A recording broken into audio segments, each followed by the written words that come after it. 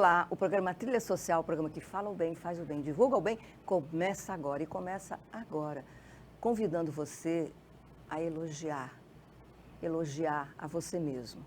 Por quê? Porque é muito importante, tudo aquilo que você fala, o que você pensa tem poder, a palavra tem poder. Lá na Bíblia está escrito, né, que Deus, Ele criou através da palavra, né, faça-se a luz e a luz se fez. Então imagina aquilo que você fala.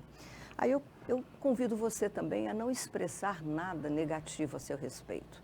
Todos nós estamos aqui aprendendo, todos nós somos seres em eterno aprendizado uns com os outros, nos nossos relacionamentos, na nossa vida, nas nossas experiências. Então, é óbvio que em algum momento a gente vai errar, mas isso não significa que você errou querendo errar. Muitas vezes nós achamos que aquela atitude que a gente está tomando, aquilo que a gente está falando, é uma forma de curar, de ajudar, e às vezes não é, porque nós aprendemos, às vezes, a usar palavras muito pesadas, né?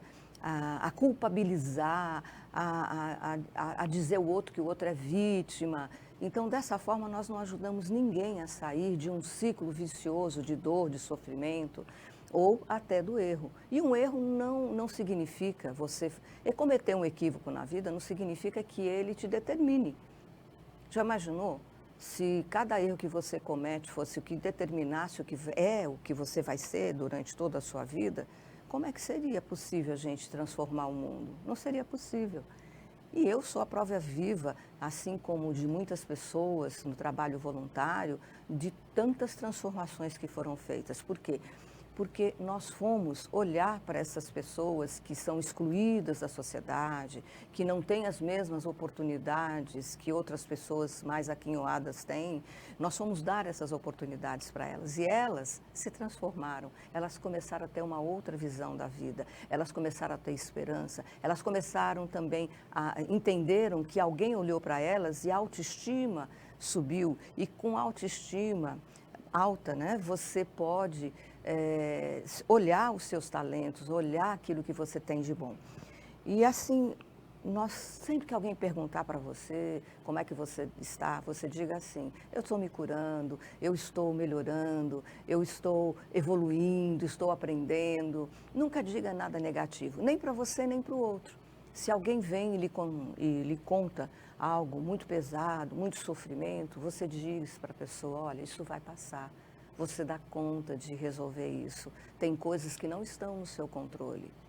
Olhe para aquela pessoa com humanidade.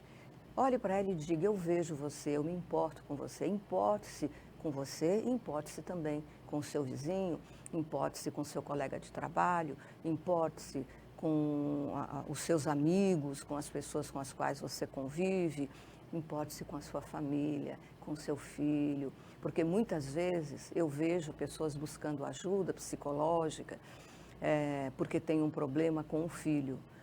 A primeira pergunta que o psicólogo vai fazer para você, mãe, para você, pai, quando for levar o seu filho para resolver algum problema que vocês acham que é do filho, primeiro observe como vocês, como pai e mãe, têm que se comportar dentro de casa. Porque se nós somos a primeira referência dos nossos filhos, impreterivelmente eles estão se espelhando em nós. Então, em nós como pais, né? Então, vamos observar. Então, não tem como você fazer um trabalho com filhos sem que tenha que fazer um trabalho com os pais também, de observação. Aí não vai, porque o pai e a mãe também, eles vão dar aquilo que eles receberam. E muitas vezes eles não podem dar aquilo que não receberam. Então, muitas vezes nós vemos pais que são agressivos porque foram criados dentro da agressividade. E eles não sabem se relacionar de outra forma porque eles não viveram essa experiência. E aqui em off, eu estava conversando com a minha convidada, que eu já vou apresentar já já, nós estávamos falando, né, de como é que a gente aprende. Então, Confúcio, que é um grande filósofo, ele disse assim: tudo aquilo que eu ouço, eu esqueço. Tudo aquilo que eu vejo, eu gravo. Mas tudo aquilo que eu faço, eu aprendo. Então, os nossos filhos, eles vêm a nós como pais fazendo. Como é que nós fazemos a nossa vida e eles aí vão replicar. Então vamos pensar nisso com carinho, vamos nos elogiar mais, vamos nos autoelogiar também, reconhecer os nossos dons, as nossas virtudes, aquilo que nós temos de bom e sempre procurar palavras propositivas para nós próprios e para os diálogos que nós temos diariamente em qualquer ambiente que nós estivermos. Dessa forma, nós estaremos, sim, às vezes uma palavra salva uma vida, às vezes uma palavra que você recebe também faz com que você mude completamente o seu comportamento, você reconheça aquilo que você estava, o caminho que você estava não era o melhor e você pode mudar. Então vamos fazer isso. E seja voluntário.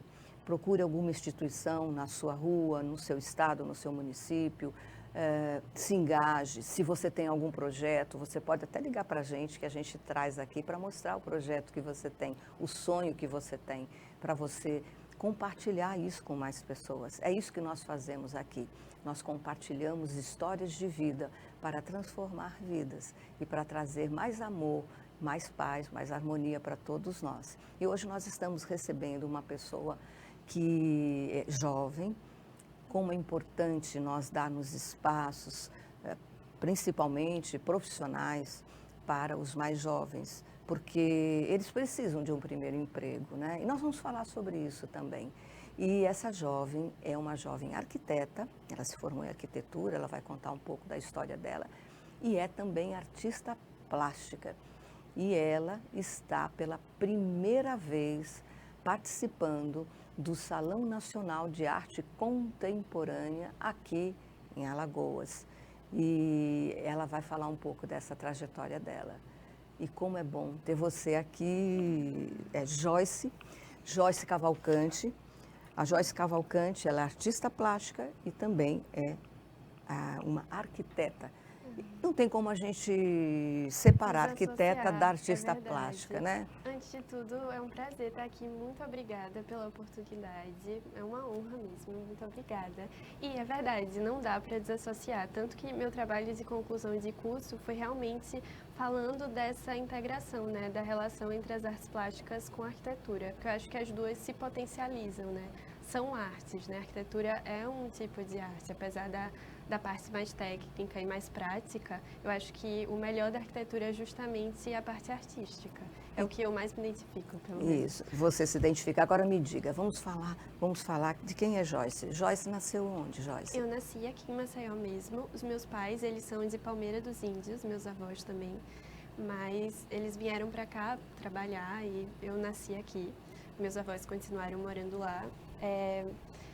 A minha relação, assim, com a arte, eu acho que tem muito, de repente, da minha avó materna, que trabalhou no museu. Ela tinha eu acho que um olhar mais apurado, assim, tentava ter esse olhar mais sensível.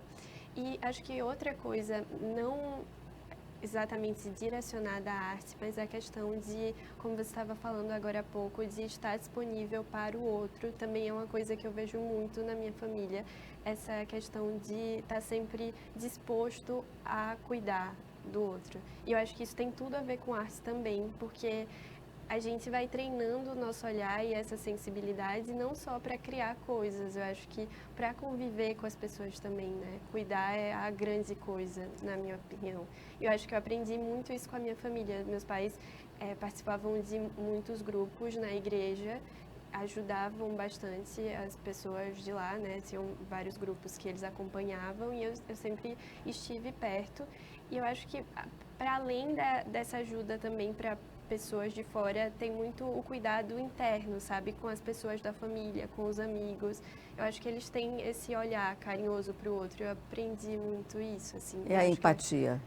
E a empatia, eu acho que é justamente a grande coisa, esse cuidado, e essa empatia tá dentro disso, né? Acho que é o que deveria ser visto como uma coisa mais importante de todas, eu acho. Porque se a gente percebe tudo que tem cuidado funciona, tudo que não funciona é porque foi falta de cuidado.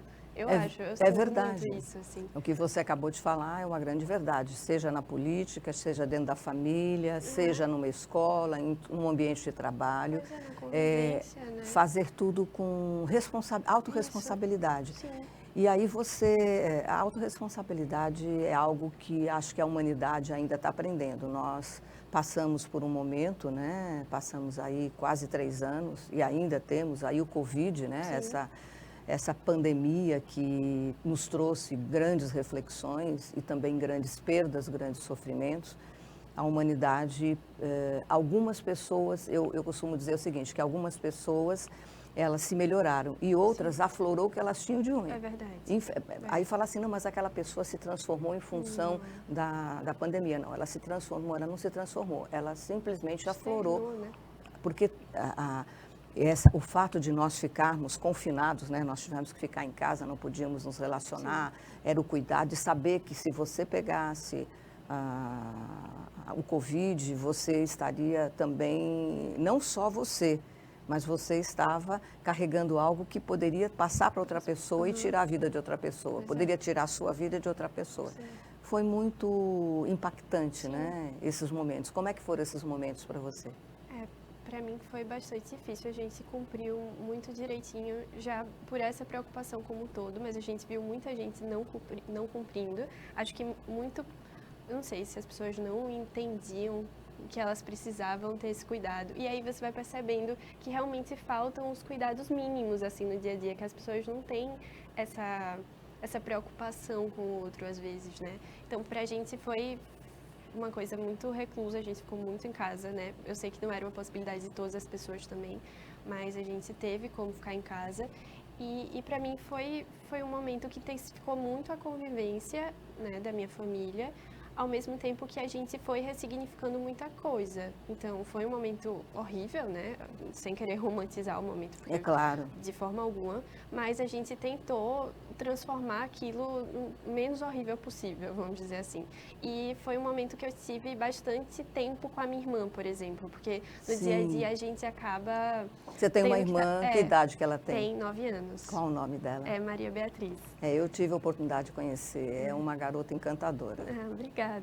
Então, e aí a gente acabou justamente desenvolvendo muitas coisas de arte durante o tempo da pandemia. Eu consegui inventar muita coisa para ela participar. Eu acho que minha mãe também participava dessas coisas. Essas invenções, assim, que talvez no dia a dia a gente não tivesse conseguido fazer. Então, olhando para esse aspecto, foi bacana nesse sentido, a gente ter conseguido fazer algo dessa forma, sabe? Eu acho que foi importante para ela também. Né? E foi importante para você, a aproximação, muito, né? Muito. Porque às vezes nós vivemos dentro de uma casa com desconhecidos. O que eu percebo também, o que acontece na nossa sociedade hoje, é que cada filho tem a sua TV no seu quarto, né? Os pais têm a TV no quarto, então chegam em casa, os pais trabalham. E o tempo que passam com a família é muito pequeno. Às vezes, na hora do almoço, quando vem almoçar, às vezes os pais também não têm condição de vir almoçar. Então, a convivência com os filhos e os irmãos também. Cada um numa atividade, não se encontram. Então, são pessoas que são da mesma família, mas não têm uma convivência. Às vezes, conhecem mais uma pessoa de fora do que a pessoa dentro de casa. Né? Porque essa troca é tão bacana, né? A gente aprende tanto com o outro. Eu acho que é outra coisa também que a gente se esquece hoje em dia, porque fica priorizando muito a individualidade e a gente, às vezes, para de perceber o quanto que é importante essa relação com as outras pessoas. A pandemia me chamou muita atenção para isso também, de valorizar ainda mais essa convivência com o outro, porque a gente realmente precisa desse coletivo, assim, é uma necessidade. Por mais que a gente realmente consiga ser independente, fazer coisas sozinho, que é ótimo também, acho que muito importante, mas a gente precisa dar valor ao outro, né, ao estar com o outro, a esse compartilhar. Mas, veja, você falou algo aí que eu gostaria de complementar. Ninguém faz nada só. Porque a sua profissão, se você não tiver alguém que compre o seu trabalho, como é que você vai sobreviver? Então, nós sempre dependemos de alguém. Existe uma conexão. Então, tanto é que o tipo de trabalho, você é uma arquiteta que tem uma linha de trabalho. Tem as pessoas que se encantam com a sua linha de trabalho. Tem outros que não gostam dessa linha, gostam de uma arquitetura diferente da que você faz. Então, são as conexões, mas nada se faz sozinho. verdade, concordo. Nem na família, né? Nós dependemos, somos seres completamente dependentes uns dos outros. É que as pessoas não param para essa autoobservação. Sim, é verdade. O autoconhecimento, né? Não se observam, não veem que a vida ela é feita de relações. De entrega, né? Para o outro também. E de entrega e também da relação com o meio ambiente. Porque tudo que aconteceu, inclusive a pandemia, é a relação desrespeitosa que nós temos com o meio ambiente. Falta de cuidado, mais uma vez. Né? Mais uma vez, uma forma desrespeitosa com o meio ambiente em função do capitalismo. Ou seja, um dia o homem vai perceber que dinheiro não se come, porque se a gente continuar a agir com o meio ambiente dessa forma desmedida, sem pensar nas consequências, porque tudo tem consequência. Tudo tem consequência. Agora vamos falar um pouco do seu trabalho. Por que você enveredou pela arquitetura? Então, eu sou arquiteta de formação, mas acho que eu sempre fui artista plástica. Não me nomeava assim até recentemente, assim, eu demorei para me chamar dessa forma, assim, para admitir que eu era. Você achava que era apenas um hobby? Ou uma expressão? Eu via que eu ainda acho que é uma forma de expressão mesmo, mas assim, eu costumava guardar muito o que eu fazia, assim, as pessoas mais próximas sabiam, mas eu não externava, até o momento que eu percebi que eu estava sentindo que eu precisava, sabe? Fazia parte de mim, era como se dissesse algo de mim, eu precisava colocar aquilo para fora, assim, mas sempre foi algo que eu fiz desde criança, eu sempre gostei, uma coisa muito subjetiva mesmo e... É como se a sua alma, meio... fizesse parte de você. Involuntário, assim, inconsciente, eu acho. Era só uma coisa que eu gostava de fazer. E eu sempre gostei muito de testar vários materiais em diferentes superfícies. E isso sempre me interessou muito. E eu fiquei percebendo que realmente aquilo era o que fazia sentido para mim. Eu acho que criar é a grande coisa para mim. Seja na arquitetura ou nas artes plásticas, é o que realmente faz com que eu me sinta mais eu, assim, as coisas fazem sentido para mim, eu fico próxima do que eu sou. E acho principalmente isso nas artes plásticas, porque eu consigo respeitar o meu tempo de ser quando eu estou criando. Às vezes na arquitetura você acaba ficando muito levada pelo jeito que as coisas funcionam e fica tudo muito frenético. E na arte eu consigo ficar mais no meu tempo, sabe? Respeitar mais o meu tempo. Acho que isso foi importante. E até a questão dos materiais que eu fui descobrindo ao longo da vida, que eu não fiz curso de pintura, por exemplo. Foi uma coisa que eu fui desenvolvendo de uma forma subjetiva mesmo. Eu fui treinando e aperfeiçoando. E eu acho que de repente o meu grande trunfo, assim, a coisa que me fez fazer essas coisas que eu faço hoje é essa vontade de olhar com calma as coisas, sabe? Eu me dedico a olhar desde antes, acho que desde quando era inconsciente, até eu perceber que eu realmente faço isso, de realmente olhar com calma, de demorar nas coisas. E esse seu olhar com calma é olhar além do que é visto. Eu tento, pelo menos, né? É um exercício. E eu acho que é uma coisa que todo mundo pode fazer. As pessoas acham que está muito distante, sabe? Que parece, não, essa pessoa tem essa sensibilidade. Eu acho que todo mundo pode desenvolver. Eu acho que você só precisa, de repente, se não for natural para você, se dedicar a isso, assim. Porque eu acho que é muito da gente treinar o olhar na arte, assim. Às vezes até as pessoas que dizem que não sabem desenhar ou não sabem criar esse tipo de coisa. Eu não sou criativo, eu escuto É uma questão de prática também. Exatamente, né? Deixa eu lhe fazer uma outra pergunta. Que você cria também. Quando você estava na escola, teve porque em algum momento despertou. Quando foi? Você tem uma lembrança de quando isso te despertou? Foi algum trabalho que você viu na escola? Porque na escola normalmente... Sim. Na minha época tinha aula de desenho, não sei hoje, de artes, né? Mas é aula de artes, né? Eu não sei... Sim, tinha. A minha escola tinha bastante incentivo, assim, às artes. A gente visitava muito museu e tal, que eu acho essencial. E eu visitava bastante, eu me identificava com aquilo, eu percebia que era uma linguagem minha, assim. Eu na verdade, percebi, acho que eu fui tomando mais consciência quando eu sempre ficava naquela parte do trabalho, sabe? Não, eu faço desenho. Eu fui percebendo que eu estava mais inclinada para isso. E acho que as pessoas comentavam de vez em quando, ah, não, você corta, sabe? Você tinha uma aptidão maior para cortar, coisinhas mínimas assim. Eu fui percebendo que de repente eu estava mais inclinada para isso. Acho que foi assim, uma coisa bem natural mesmo. E porque eu me interessava, de fato. Eu sempre me interessei também pela parte teórica, assim. Eu sempre gostei muito de história da arte e tal.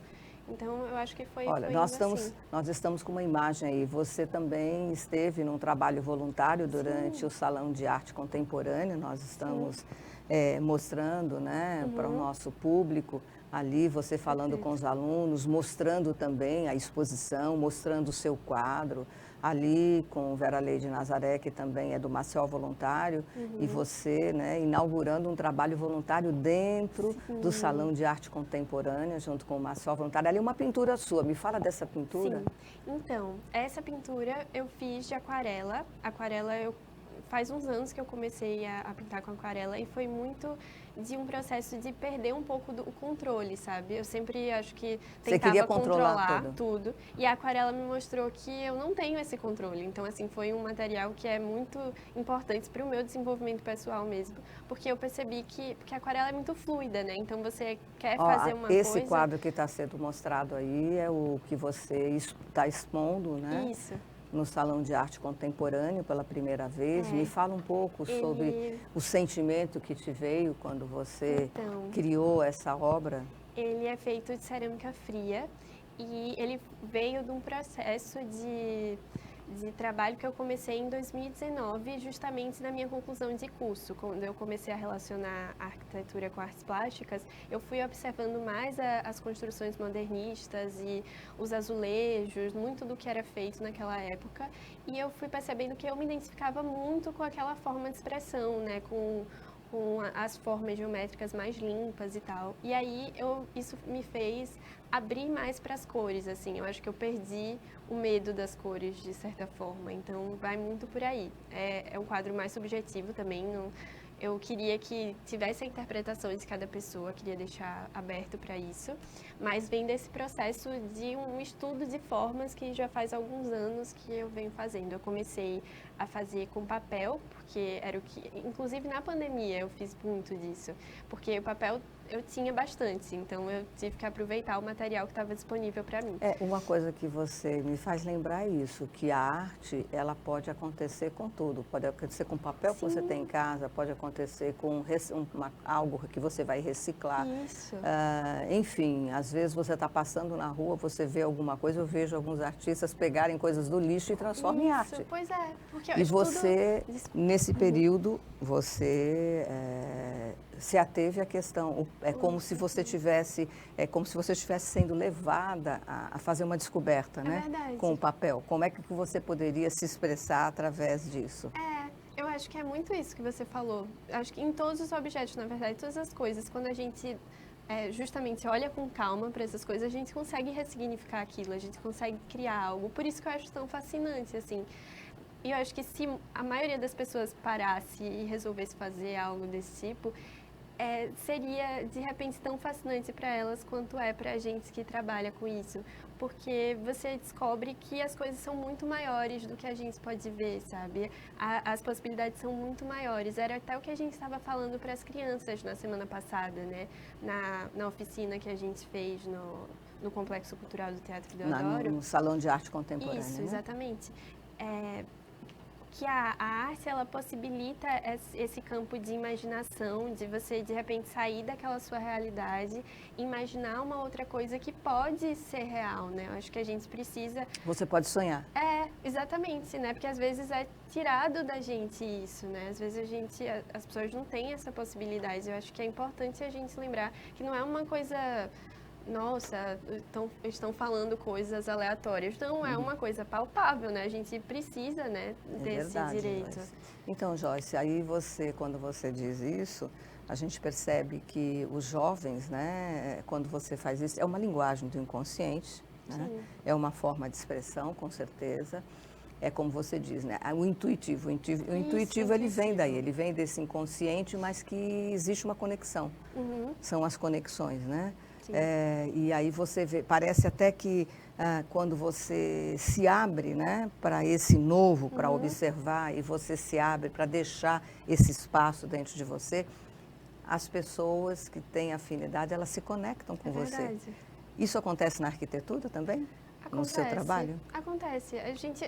Eu acho que é como você falou, né? De certa forma, como se fosse um campus de conexão mesmo. E eu acho que a gente está, de alguma forma, conectado com tudo. E na arquitetura a gente precisa muito do outro, né? Sempre. Porque não existe eu fazer um projeto e não ter o pedreiro para construir, né? Eu acho que todo mundo é aquilo que nós falamos no começo, né? Que não existe nada sem o outro. Exatamente. E eu acho que era muito importante que na arquitetura isso fosse mais visto e valorizado, sabe? Porque às vezes fica uma não coisa... tratado como um subproduto. Exato. E na realidade não é, porque para você materializar aquele sonho daquilo que você arquitetou, né? Arquitetura precisa do pedreiro, precisa do pintor, precisa de sair do papel. Para sair do papel, se você não tiver pessoas que também sejam competentes no que faz... Não vai ser nada, vai ser só uma ideia, né? Não vai ter tanta potência se não tiver as pessoas. E eu acho que isso é muito importante. Eu acho que em todas as profissões, não só na arquitetura, mas essa coisa de, às vezes, não valorizar tanto o que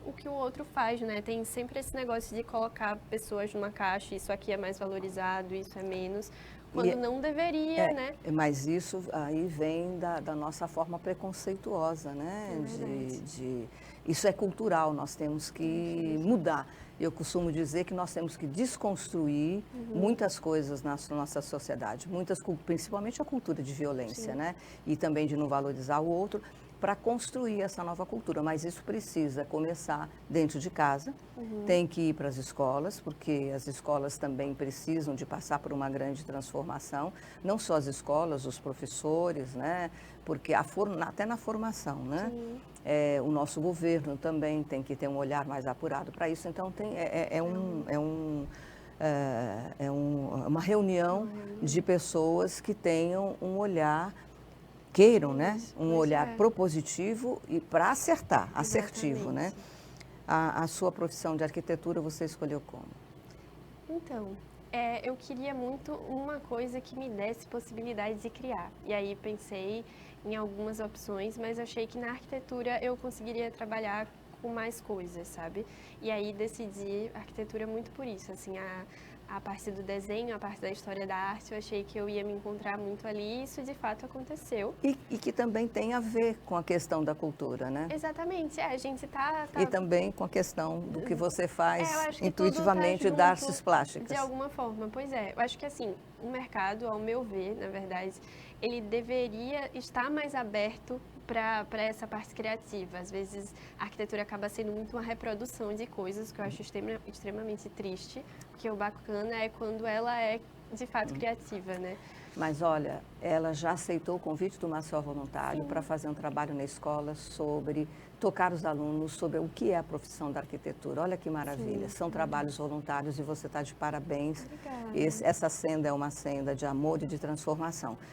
Nosso programa está chegando nos minutos finais, eu gostaria que você deixasse um recado para todos aqueles que estão nos vendo. Você pode olhar para aquela câmera e mandar o seu recado. Obrigada. Então, eu queria agradecer mais uma vez e eu acho que eu queria convidar vocês a tentar olhar com mais cuidado para as coisas e para as pessoas e para tudo que a gente tem em volta. Eu acho que isso é a grande coisa da vida e quando a gente passa a olhar com cuidado para o outro, a tentar sentir as coisas, eu acho que tudo se transforma, assim, tudo se potencializa. Isso. Muito obrigada, Joyce, viu? Foi muito enriquecedor. O programa Trilha Social, o programa que fala o bem, faz o bem e divulga o bem, volta semana que vem. E sempre com novidades para você, pela paz e pela construção de um mundo melhor. Até lá!